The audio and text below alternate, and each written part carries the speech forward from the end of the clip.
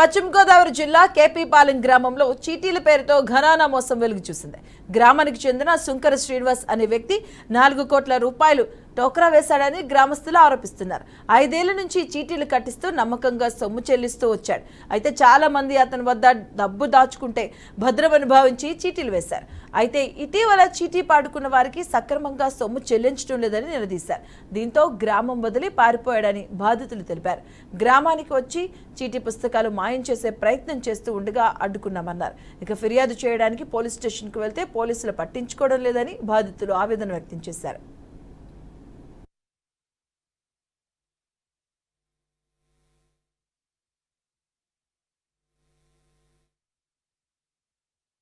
పాట ఒక్కొక్కరికి అలాగే 20 సీట్ల దాకా గడిపొచ్చాడండి.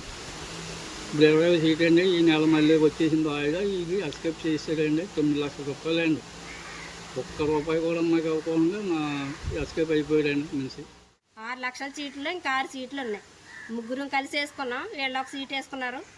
అలాగా మాకు ఇలా అందరం ఇలాగ బుక్ అయిపోయామండి. లాస్ట్కి ఏమైందంటే పరారైపోయాడు అతను. పరారైపోయినా వచ్చేస్తాడులే, అతను ఒక ఈత బోధలో ఉన్నాడండి. వాళ్ళ ఒక మతము, అందులో వాళ్ళని పట్టి బోధ బాగానే చేస్తారు. బాగా చెప్పేవాడండి మాకు, ఒకళ్ళకి అన్యాయం చేయకూడదు అది ఇదని.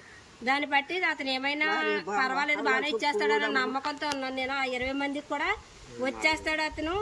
ఎందుకో వెళ్ళాడు, ఎక్కడికో వెళ్ళాడు అని చెప్పాను. అలా ఆవిడ కలుసుకుంటే ఏంటిది అసలు నిజమా, ఎవరైనా పుకారు వేసారా ఏంటి దుర్గా అంటే లేదండి నిజంగానే వెళ్ళిపోయాడు.